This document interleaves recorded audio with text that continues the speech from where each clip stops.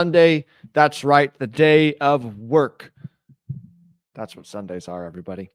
And I even have a ruler here to measure how much work we're going to be doing this Sunday. Just kidding.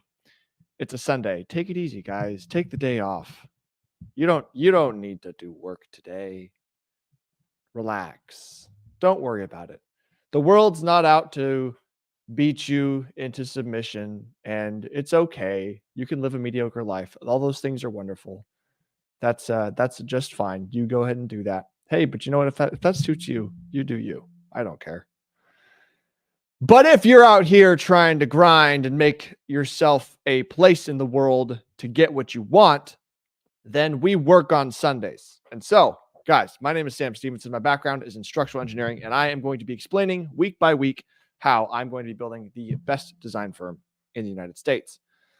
Let's get straight into it here. So, some mistakes and lessons learned from this past week. I had a discussion with a fellow designer friend, and we were talking a little bit about the copyright idea, right? The copyright issue of like whose plan is whose, and is this idea that, and all this, that, and the other. And basically, as long as you keep your butt covered in that someone could come to you with a plan and be like, hey, I like this plan. And you make it clear that, hey, I can use this plan as a idea for what you want.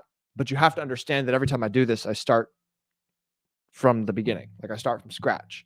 And what that means in the computer is that I'm not tracing your walls. I might look at your drawing and say, this is the layout you like. But when it comes down to it, I'm going to be placing boxes. I'm going to be moving rooms around. I'm going to tweak things. I'm going to make it a new design. And basically, if you like look into the rules on like how to prove, if you do any level of like proof that you created the thing from the beginning process steps, you're fine. Like you're never going to get in trouble. And honestly, this dude, he had between him and his like connections, he had like 50 years of design experience. And like one person one time wrote a letter saying, hey, this looks like my plan. You shouldn't use it. So like, take it with a grain of salt. Most people don't care. That's the answer, but you should cover your butt. You should try to make original ideas. And that is what you should do. We got Mr. Wyatt in the chat already. Good morning, Mr. Wyatt. Hope it's a nice Sunday over there in the good old, beautiful West Coast. I am happy to have you on the show. Glad to have your support. And hopefully you learned some stuff from what I'm going to talk about today. So copyright, not a big deal. That's basically it. I'm still going to continue to like do original ideas and stuff because that's what I do. And also, I am in the process of building my website. I'll talk a little bit about that later on today. But I want a piece of everything I do to be free on the internet. Because like I said on the last stream, I'm not in the business of selling PDFs. I'm in the business of somebody paying to take my time to draw a plan. I'm in the service business, right? I am here to give you a good design. I don't care if the result of that good design is like, here's an idea. If you're a home builder that you want to like sort of make a weird parallel here, right? It would be like saying, I'm going to build this person a house, but then when they're done living in the house, like it doesn't really make a lot of sense because the house is a physical asset and like it's not reproducible in the same way. But that's my take on it anyway. So it's like, yeah, someone else can use my plans. I don't care. So I have a sheet, like one of the pages on my website, and I will notify all of you when I launch the website. It's going to be happening this week. One of the pages is going to be every original plan, every original design that I have done. I'll put the PDF on the website so you can download it straight from the website. I don't want you to have to like ask permission and none of that stuff. You just like go use stuff that works for you. So in order to do that, I need to not be copying other people's work because then it's like, obviously I'm just like, well, I'm just another hub of like junk. So no, it all comes from the brain. So that's that. Okay. We learned a little bit about, so I talked a little bit with this guy about what makes a quality plan, and basically being able to read a plan and know what needs to be built is the definition of a quality plan. So if you can't read it because there's text overlapping or lines overlapping and you don't know what lines go where, or the lines are too close, or they're like too thick, or they're the wrong line, like just like all that stuff that can add to the plan not being easy to understand. as somebody who's looking at it and doesn't like know what they're looking at yet as they read it the first time. Okay, so being readable is good. Dimensions going to the right places, dimensions going to correct useful places that matter. Like, I don't need to know in the drawing how far the fridge is away from the wall. Like, that's not a dimension that needs to be on the plan because it's going to make it messy. It's going to make it, like the fridge is going to go in the fridge spot. Like, maybe I want to know how wide the gap is between the cabinet and the wall or the wall and the wall so I can frame them for the fridge. But I don't, it's stuff like that. So, like, only add the useful information, right? So do that. And yeah, people like for the most part, most of the work I'm doing is like regarding the framers building the house and the house being properly architecturally defined, not millwork detailing. I don't do like I'll throw in cabinetry elevations and stuff because I can, but by no means are the images of my elevations and my cabinetry going to be what they look like when they're done. That's handled by the millwork guy because he's the one who's going to have to make them. And so it's just a very different, like, it's like they have their own design front end process. So there's no point in paying for the same thing twice. So I just, slap it in there. It doesn't take me any time. But anyway, know what needs to be built and put it in the plan. So if there's like a trade ceiling or something, most people understand you'd have like a rectangle or something showing, hey, where's the tray? Dimension the locations of the tray in from the walls, from the framing, so people know where the framing transition happens. And like, what's the depth? Some people will say, hey, like 10-foot ceiling to 11-foot ceiling. Some people will say, hey, this is a 12-inch tray. There's all kinds of ways to like say it, but just make sure that it's obvious to a framer, hey, there's a line on the plan. What is it representing? Like, everything on the plan needs to mean something. So that's that. We're going to be going into launching outbound round 2. I think hopefully, this week. Yeah, I'm going to be launching outbound round 2 this week. And what that basically means is I'm going to be burying myself in outbound work, which is basically going to mean call, text, email. And I have 800 or so people in my leads list to burn through. And so what I've been doing is I've been preparing like all a bunch of stuff so that I can maximize the value out of that process. And that's partly what the website is for. I want people to be able to have one hub where I can brand everything that I do into one spot. So that's the idea, is I don't want to have to, like, I was sending people a text that was saying like, hey, I do this, hey, I do this, hey, I do this, hey, I do this, hey, I do this. And like, I would like link all these things. And that's like popping up all over their phone. Like, that's just kind of annoying. So like, just put it all in one spot. Have a nice like brand representation. So that's what I'm up to. I want to launch the website this week so that I can do that. Before I do the outbound, I'm going to take care of the website, and I'm also going to take care of a like what to expect video. I think that'd be valuable because there's a lot of things that I do in my process and my design process that like people are like, whoa, like I didn't know we'd get to see this. Like, this is so great. It's a recurring theme, and like, it's not complicated. Usually it just means that like as I'm designing in chief, I will have meetings and FaceTime calls. And like, from a designer's perspective, as soon as you start opening yourself up for meetings with people, it's more complicated because now you got to schedule meetings and commit your time. And like, there's a probability that like people are going to take more time from you because they have a whole bunch of questions, or they want to see this, they want to see that. But I'm in this business to give the most value. So, if I can spend an extra 10 hours on a project, but I like get paid 3 times as much, I don't care. Like, I'm in here to make it the best for everybody. So it's worth it to me. So yeah, I'll make a little video, be like, hey, you're going to do this, and then you're going to do this, and then you're going to do this, and this is what you're going to get to see, and you're going to get experience this. And what you're trying to do, the whole point of this is, in the value equation, when you're selling, you are trying to increase the dream outcome, because now you're showing them like, hey, like, this is going to be a great design process. Like, I'm going to really get what I'm doing. And you are also increasing the perceived likelihood of result, because you're showing them proof of what's going to happen, versus you're on a phone call and you're like, hey, you're a designer?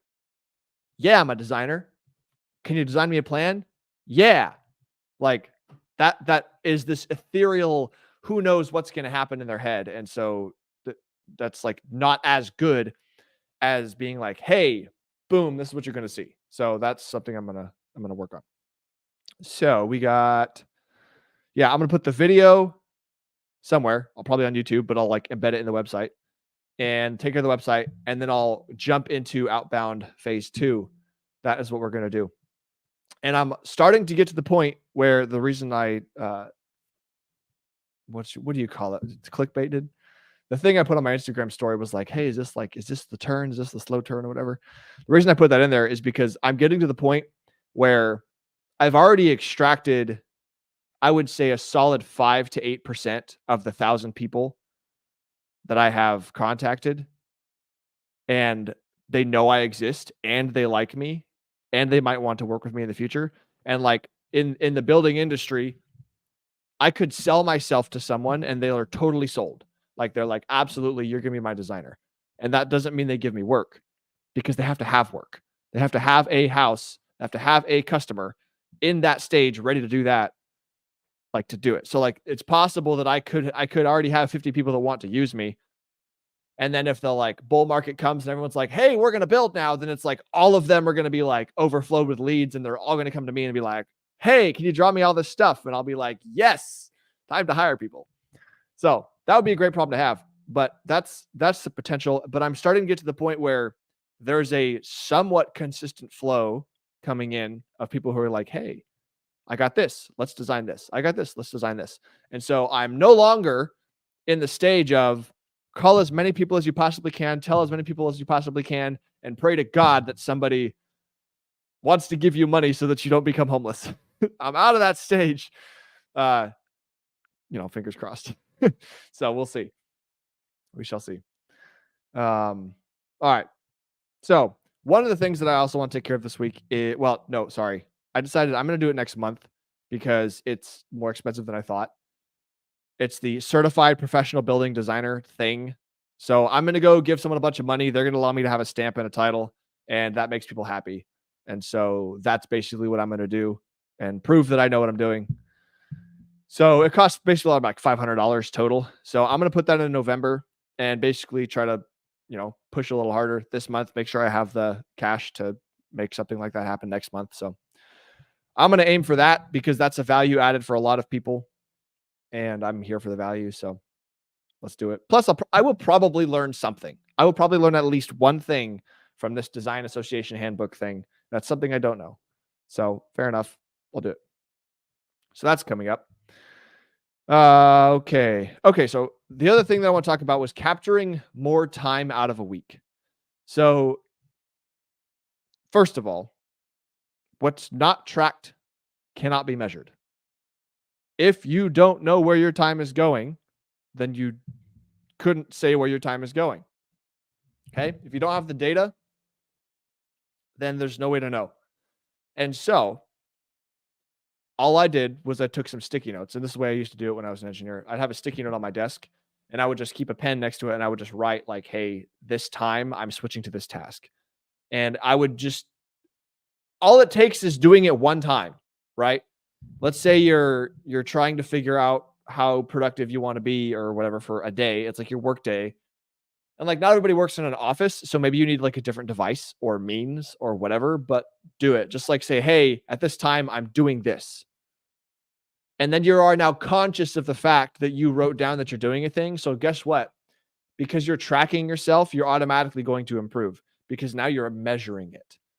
Because now you look bad if it takes a longer time, right? So if I say, hey, if I just like do a work day and don't track it, I know I've got tasks and I'll like do them and be somewhat productive, but I'll probably be checking my phone. I'll hop on Instagram. I'll message people. I'll, like, send out invites to the latest and greatest like party that I'm going or whatever, whatever it is. I will spend unproductive time in that window and therefore decrease my average efficiency, my average productivity. And I am by no means a productivity guru, but this is a thing that I do and it's effective. So hopefully it could work for you. I'll just take the sticky note. I write down the time, the thing I'm doing. And now I'm aware that when I go back and look, because I analyze all my like design numbers, all my design times.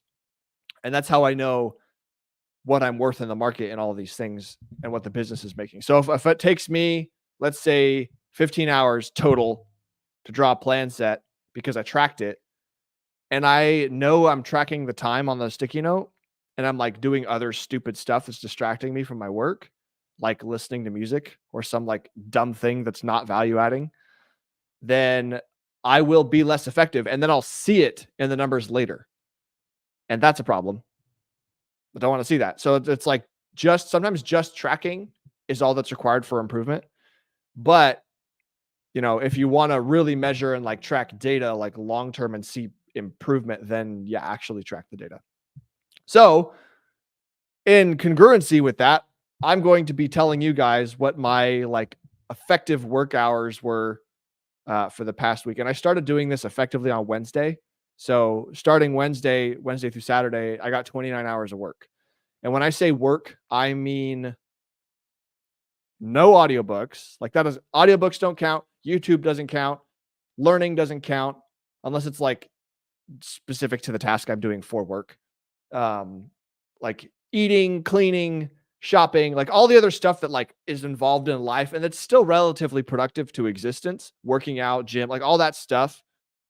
That's outside of the working hours, right? So 29 hours of work means I'm at my computer and I'm solving one of the tasks I've set out for myself, most likely on the list of things that I talk about on the Scrutinizing Sunday, right? So when I say hey, this is my list of things to do this week, that's on a whiteboard right next to my computer. And if I'm not knocking those things out, I'm not working. And the reason I put those things in there is because I want to spend at least 4 hours. Like this is the goal. I obviously didn't do this. I got close, but I didn't succeed. I want 4 hours of work in a day to be doing all of the things that grow my business. And I want the other 8 hours of work I'm doing to be surviving. So like actually doing the business.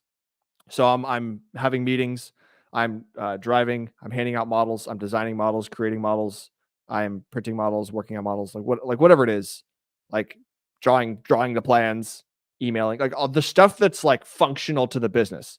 That's an 8 hour chunk, and the 4 hour chunk is what am I doing to grow the business? Because I'm like theoretically I want to keep growing, so I need to always spend the time on the growth. Otherwise, the growth will not happen. It won't make itself happen. Not in the way that I wanted to, anyway. So, where was I? Yeah, so I started tracking that Wednesday, 29 hours of work. That's basically so Wednesday, Thursday, Friday, Saturday, Friday, midday Friday actually, and I got back midday Saturday. I went up to Dallas, and technically this was one of the tasks that was related to work. I wanted to hand off a bunch of models. I printed out 48 little house models of this one particular plan and passed them off to a fine gentleman who's going to be working on distributing them in the Dallas area to Dallas builders on his own schedule. Got a little deal going with this young budding salesman. And so we're going to see where that goes. I'm just trying to like find other ways to leverage more things and get myself out there. So that's just one means. So I went up to Dallas, had a good time. And most of the stuff I was doing was not work related. So like I lost a big 24-hour chunk in that window, but it is what it is. I'm not perfect. I like to do fun things. So that's where we're at. So last week, guys, we had some major improvements in productivity, like I just talked about. It's not about doing more because you're probably already busy. It's about doing less of the shit that's not working. Okay. You stop doing the stuff that's not making you the money and you start doing the stuff that makes you the money. All right. And that that's a concept to wrap your mind around and commit to, first of all, but it's a whole other thing, not just to commit to it, but then to strategize, well, what do I need to be doing? Like, what should I actually be doing right now? I don't actually know. And that's where like business strategy and like research and all that stuff comes in. It's like, I just listened to a whole bunch of Hormozy, just like a whole bunch of Hormozy. And I've extracted enough to know that like, okay, well, what's my main constraint on why am I not doing 10x the amount of what I'm doing right now? Well, right now I'm doing very little. So why am I not doing 10x? Well, I have the time. I could be drawing more, I could be doing more work, but I don't have enough clients. I don't have enough customers. Like I don't have enough jobs. And so my problem is to get more. That's my constraint. Therefore, 4 hours of my day goes to solving the constraint, and the other 8 hours of the day is for maintaining and like running the business. So that's how I solved my strategy problem. And at some point, my constraint's not going to be the fact that not enough people want me to work for them. My constraint's going to be that I can't possibly draw fast enough to keep up with all this work. And then I spend 4 hours a day solving a different problem. And that's probably going to be hiring somebody. Whether I hire a personal assistant to like buy me more time to draw, or I like hire another person who will draw, and that buys me more time to sell. It just depends on like which strategy I want to go with, but we'll deal with that when we get there. For now, we're still selling. We're not maxing out the other side yet. So let's continue doing that. All right. So yeah, I handed off the models to the salesman guy in Dallas. And I'm in the process of preparing a bunch of checklists. So when I do the outbound thing again, I have a checklist in each one of my tasks in ClickUp that allows me to see where I'm at. Cause I've got 8 different days of outbound. And so I want to know, hey, like I've got this, the way everything's tracked, it's all like in one place. And so I've got statuses to say, hey, here's a lead I haven't contacted. They're on day 1 of outbound. Here's a lead I haven't contacted. They're on day 2 of outbound. And like they're in the day 1 to day 8 range until either they're out of day 8 and then they're going into uninterested, or they are moving up into, hey, I've actually established contact with this person. Now what? Well, now I take them to like the phone script A or the phone script B, or I take them to my website or I show them this video, or like I figure all that stuff out. But that is the process. That's where we're at. So we're going to start doing that this week, make some stuff happen. Oh, and also, I received this in the mail. It was not free. I didn't just receive it. This is the G600 mouse. Logitech does not make these anymore. And I had to buy it off of eBay. And it was absolutely worth the price. It was more expensive than a regular mouse because they're, now rare. And I'm considering buying like 4 more of these things, because like they don't make these. And nobody makes a mouse like this, like at all, that like is in any way comparable to like the quality of this mouse. So I'm considering doing that.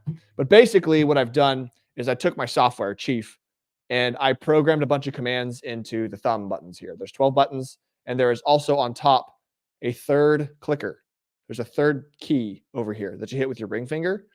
And so if you hold that, it's a shift key for all the buttons. So I have 24 commands right here for my thumb, 2 buttons on top that I can command. So there's 4 more. So I have 28 commands I could put into this mouse, which allows me to shave off, 500 milliseconds every time I want to use a command. If I'm not moving my mouse down the screen to go click a button, then I'm like, I don't have to hit the button correctly. I don't have to like aim. I save little bits of time 1,000 times in one drawing, and it saves me like 30 minutes at the end of the drawing, like at the end of the design, right? So this is one of the tools I'm going to use. There's more commands that I wanted to program. I didn't have enough space in this mouse. So I will probably consider getting a left-handy thingy that can do the same thing, because I'm interested. Again, we are at Rapid Designs here. We leverage speed and we leverage, quality and all these other things. But in order to do the speed, we use all of the tools possible. And we don't say, well, I don't know how to use a mouse like this. I couldn't quite possibly figure it out. That'll slow me down because I'll have to learn how to use it. And absolutely, I was drawing ridiculously slow with this thing when I started using it, and I'm probably like 30% increase from there. But I know when the brain makes all the associations and it clicks, then guess what? I'll be flying around the screen. Doing crazy designs like line here, dimension here, and I will be way faster. So I know that's true because I did this. I had this mouse when I worked as an engineer, when I was drafting a whole lot more. And we were drafting in AutoCAD, which is like heavy on commands, heavy on lines. And so, yeah, powerful stuff. Anyway, so I'm excited. I got the mouse, and at some point we'll get the left-hand thing, but a little bit more expensive. So it's going to wait, because these are improvements. I need to just do more work, and then we'll improve, and we'll just do it all together.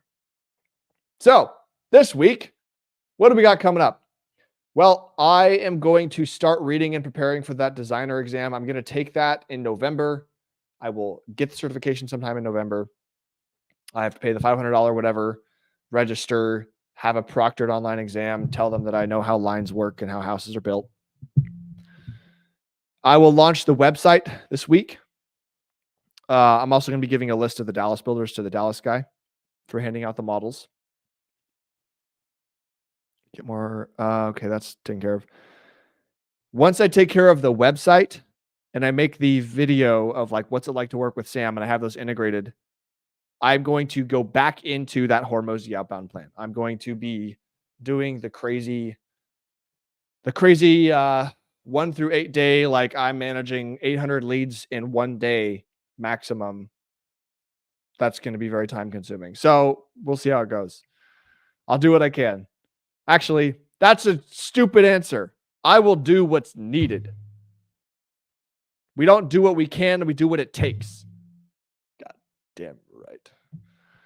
All right. Hey, shout out to the Green Observer. Hello, everyone. Hello, Green Observer. Welcome. Good to have you in the stream, my friend. What is the exam for? What a great question. The exam is the Certified Professional Building Designer exam, and it is a way for a designer to, like a non-certified designer, like I'm not an architect, but I design. It's a way for a competent regular human being to prove to jurisdictions like cities and counties and states that they know what they're doing or have some level of competency. It's a certification that says, hey, I know at least this much stuff.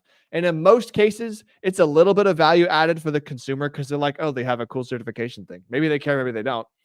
But in a lot of cases, like in Nevada, you can't design as a designer unless you're approved by the state of Nevada to design.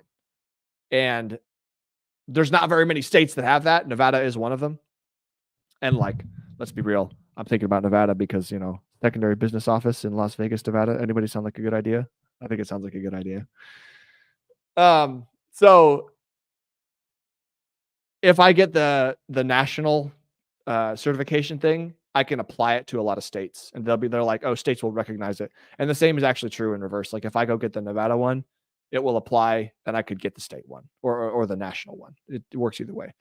But basically, some places like the city of Austin, if I draw a regular set of architectural plans with no structural detail, the city will not accept the architectural plan set, even if it's accompanied by a structural plan set that says, hey, wind bracing, framing, foundation. If those structural pieces are added to my architectural plan set, it will not get through the city unless I have the certification. Simply because they said, no, no, no. So that's what it does. I spend $500 now and some recurring fee in the future to stay as part of the cool group of people. And I also theoretically have to follow like the rules and the laws, which we'll see if I do, because some people make stupid laws. And if like the enforcement is dumb, then I will just not do it.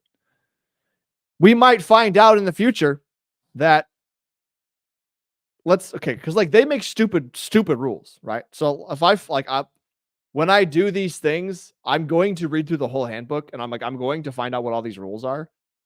And I'm more than happy to bring that information to you guys and say, hey, want to hear these stupid rules that I'm not going to follow? And yeah, I'll put it on the internet because one, who's watching? Nobody. And two, just kidding, not nobody. Mr. Green Observer's watching right now.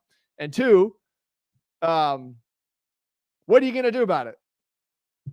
The National Building Association of Designers something cannot take me to jail. I like, if I recall, one of the things is like 5,000 square foot. Like you're a designer, you may design single family residential homes up to 5,000 square feet. It's like, okay, so if I design a 5,001 square foot house, it's now a bad design because I'm just a designer. It's like, no, get the fuck out of here. I'm going to design an 8,000 square foot house. Get out of here. Stop me. And so like the repercussion of that would be probably that like they find out at some point and they say, hey, no, we're going to give you a fine and you may apologize. But no, no, no. And I'm going to continue on with my life. And they'll send me another letter saying, hey, and this is how people with no authority do stuff. And then what do they do at the end of it? They'll do something, most likely. And they'll say, you are not a certified professional building designer. You shall not design plans here. We remove your stamp. And at that point, if I have enough connections that people want me to design shit for them anyway, then okay, I lose certain markets. Okay, what if I lose all of the work that's design work inside city limits of Austin? Oh no. I don't care at the time. We'll see. I mean, maybe if all of my money's coming from there, then I'll treat it differently. But probably not. And you guys should also only follow the laws that make sense. Don't follow them just because they're laws. All righty. So yeah, that was taken care of. I just got off on a tangent there. Oh yeah, Green Observer asked a great question. Sounds like it is worthwhile. I do absolutely think it's worthwhile here in the beginning. So, and I'm probably going to learn something from it. So I'll definitely be doing it. And yeah, guys, we got the Q&A call Tuesday evening, 7:30 p.m. Central. You can ask questions about anything design related if you want to know more information or you have a knowledge gap or something. Or you can just come on and hang out. I think last time we played Cash Flow again by Robert Kiyosaki, because the culture of what we do here at Rapid Designs is improvement and wealth building, and we don't just draw plans here. We make the world great again. So that's what we're going to do. That's what we're going to do here at this company.